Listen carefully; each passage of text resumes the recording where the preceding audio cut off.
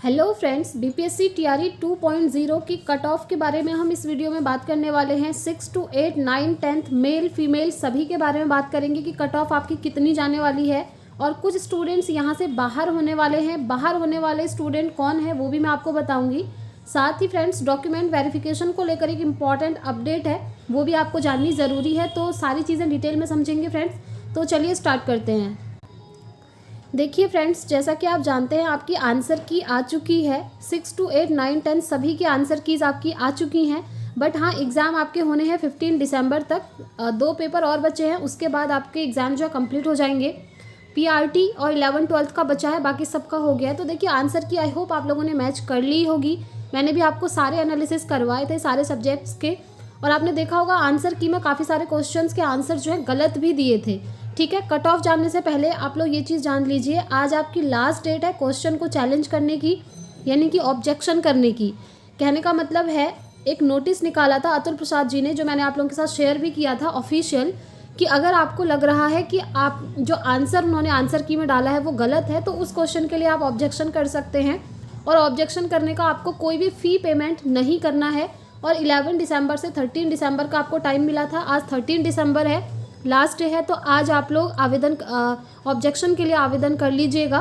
और अगर आज आप नहीं करेंगे और बाद में अगर ये लोग डेट बढ़ाएंगे भी ना, तो फिर बाद में आपसे हर क्वेश्चन को चैलेंज करने का 500 रुपीज़ ये लोग ले लेंगे।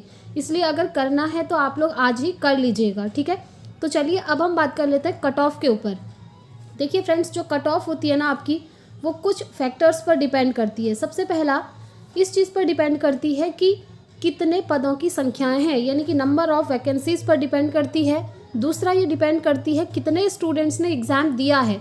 देखिए फॉर्म तो कई सारे स्टूडेंट्स भरते हैं, ये आप भी जानते ही हैं। बिहार में ये एग्ज़ाम है बीपीएससी टीआरई का, बट यहाँ पर एलिजिबल हर स्टेट के कैंडिडेट हैं, तो यहाँ पर फॉर्म तो जम के भरे गए हैं। बिहार के स्टूडेंट्स कम हैं और सबसे ज़्यादा फॉर्म जो भरे हैं यूपी के स्टूडेंट्स ने भरे हैं, क्योंकि यूपी वाले बिहार से कनेक्टेड होते हैं और वहाँ पर एग्ज़ाम देने के लिए आराम से आ भी जाते हैं। तो यूपी के स्टूडेंट्स सबसे ज़्यादा हैं जिन्होंने फॉर्म फिल करे हैं। अदर स्टेट के कैंडिडेट्स भी वहाँ पर हैं। ठीक है, तो फॉर्म तो बहुत सारे कैंडिडेट्स ने भरा है, बट ये मैटर नहीं करता कि फॉर्म कितने कैंडिडेट्स ने भरा है। मैटर ये करता है कि कितने स्टूडेंट्स ने एग्ज़ाम दिया है, कितने स्टूडेंट्स ने पेपर दिया है, ये मैटर करता है आपके कट ऑफ पर। और दूसरा ये भी डिपेंड करता है कि नंबर ऑफ़ वैकेंसीज़ कितनी हैं। ठीक है, अब देखिए कुछ स्टूडेंट्स जो हैं बाहर भी होने वाले हैं इस भर्ती से। अब कौन से स्टूडेंट्स बाहर होंगे, ध्यान से सुनिएगा, मैं आपको इम्पॉर्टेंट पॉइंट्स बता देती हूँ। सबसे पहले वो स्टूडेंट्स बाहर होंगे जिनके लैंग्वेज में 30 में से 9 मार्क्स नहीं आए होंगे, क्योंकि आप जानते हैं लैंग्वेज का पेपर आपका 30 मार्क्स का था, जिसमें आपके हिंदी और इंग्लिश के क्वेश्चंस इंक्लूडेड थे। 22 क्वेश्चन हिंदी के थे और 8 क्वेश्चन आपके इंग्लिश के पूछे थे। और ये जस्ट एक क्वालिफाइंग नेचर का एग्ज़ाम था, और यहाँ पर आपको पास होने के लिए टोटल 30 में से 9 मार्क्स लाने थे। अब कुछ स्टूडेंट्स तो ऐसे हैं जिनके लैंग्वेज में 9 मार्क्स नहीं आए हैं, तो वो इस भर्ती से बाहर हो जाएंगे, उनका मेरिट से कोई लेना देना नहीं है। ठीक है, तो आप जितने भी स्टूडेंट्स वीडियो देख रहे हैं उन्हें पता ही होगा अपना स्कोर। अगर आपका लैंग्वेज में 30 में से 9 मार्क्स से कम मार्क्स हैं तो आप लोग उम्मीद छोड़ दीजिए, क्योंकि आप लोग मेरिट से बाहर हो गए। दूसरा, किस तरह के स्टूडेंट्स और बाहर होंगे, ध्यान से सुनिए।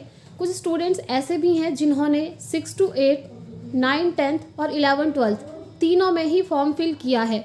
अब देखिए अगर इनका इन तीनों में ही सिलेक्शन हो जाता है तो जॉइनिंग तो ये सिर्फ किसी एक में लेंगे, है ना, तीनों में तो जॉइनिंग लेंगे नहीं। तो फिर वहाँ पर क्या होगा, किसी एक में ये जॉइनिंग ले लेंगे। फॉर एग्जांपल इन्होंने 11-12 में जॉइनिंग ले ली, तो यहाँ पर और यहाँ पर तो सीट खाली रह गई, है ना, 2 सीट यहाँ पर खाली रह जाएंगी।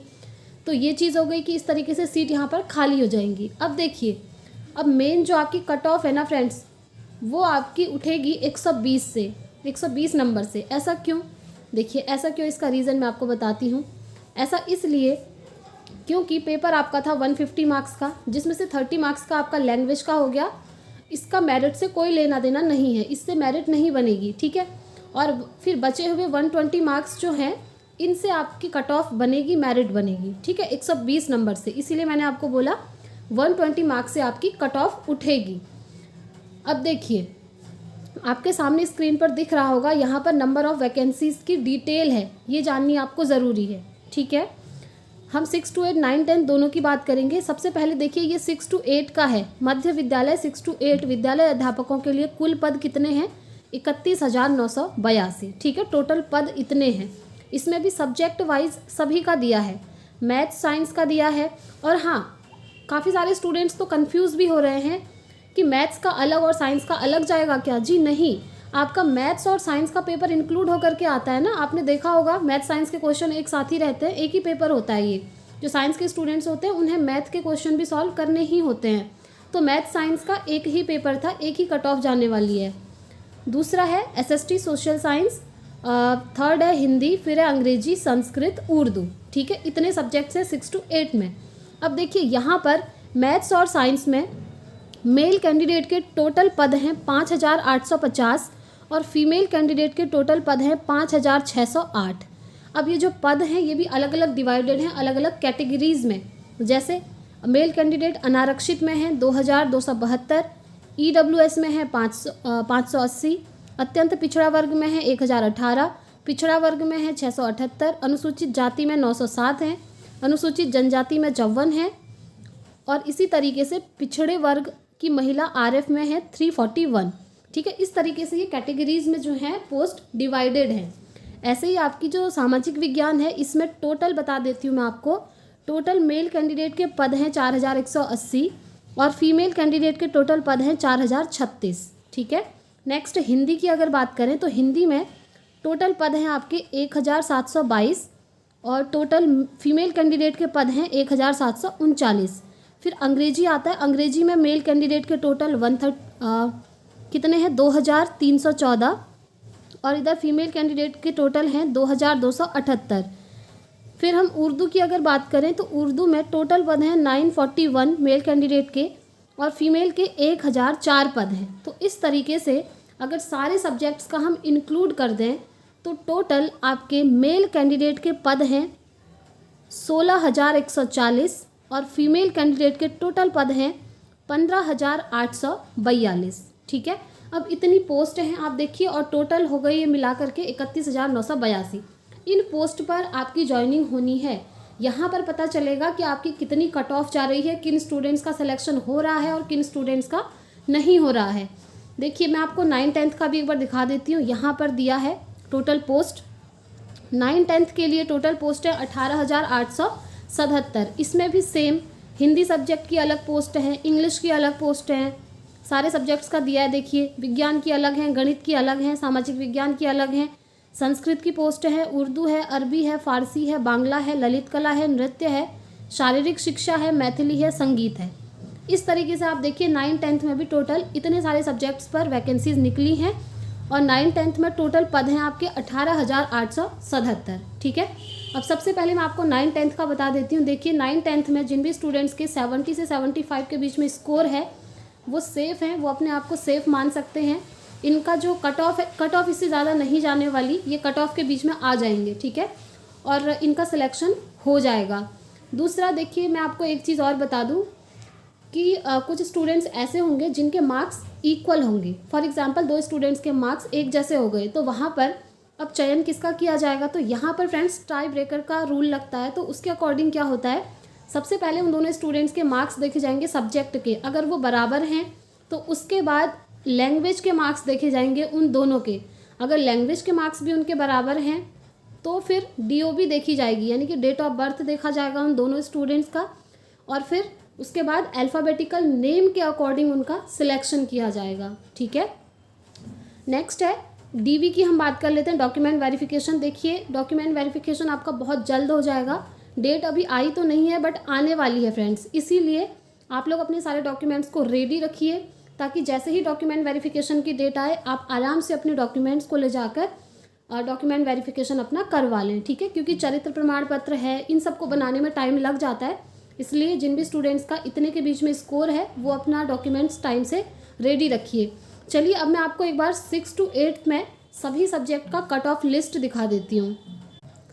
तो ये देखिए फ्रेंड्स 6 to 8 में सबसे पहले इंग्लिश सब्जेक्ट की कट ऑफ हम देख लेते हैं। इंग्लिश सब्जेक्ट में जनरल की आप देखिए, जनरल मेल की मैंने यहाँ लिखी है और जनरल फीमेल की आपको यहाँ दिख रही होगी। इसका आप स्क्रीनशॉट रख लीजिए जिससे कि आपको आइडिया आ जाए कि कट ऑफ कितनी जाने वाली है।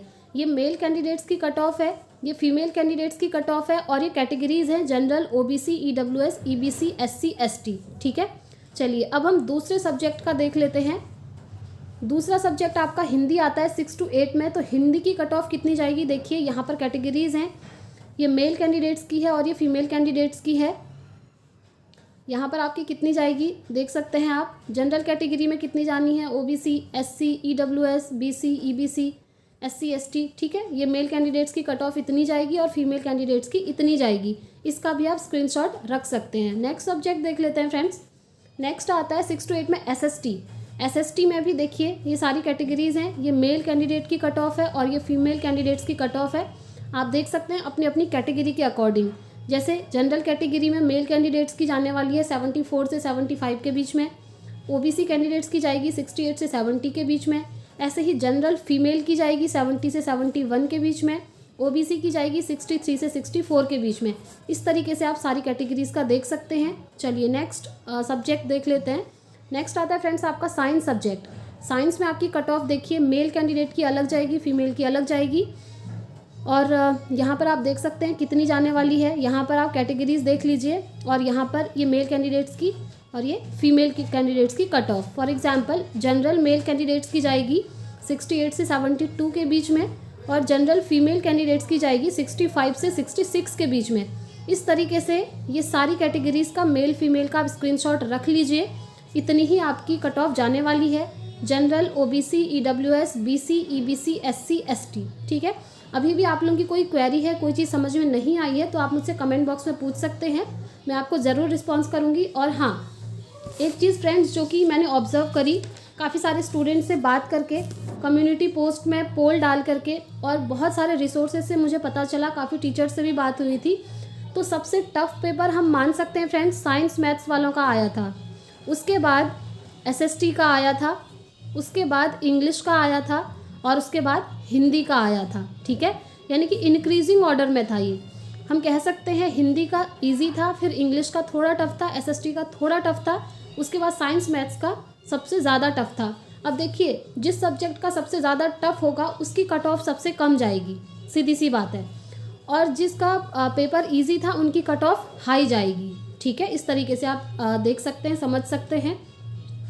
और अगर और भी कोई ऑफिशियल इन्फॉर्मेशन आएगी फ्रेंड्स तो आपको मैं इस चैनल के माध्यम से बताते रहूँगी। इसलिए अगर आप चैनल पर पहली बार आए हैं तो चैनल को सब्सक्राइब करके बेल आइकन ज़रूर प्रेस कीजिएगा ताकि आने वाली वीडियोस की सारी नोटिफिकेशंस आपको मिलती रहें। तो आई होप आपको वीडियो पसंद आई होगी। नेक्स्ट वीडियो में इसी तरह से सेपरेटली अलग अलग सब्जेक्ट्स का हम 9th और 10th की कट ऑफ की बात कर लेंगे। ठीक है, तो इस वीडियो में इतना ही रखते हैं फ्रेंड्स, मिलते हैं नेक्स्ट वीडियो में। Thanks for watching.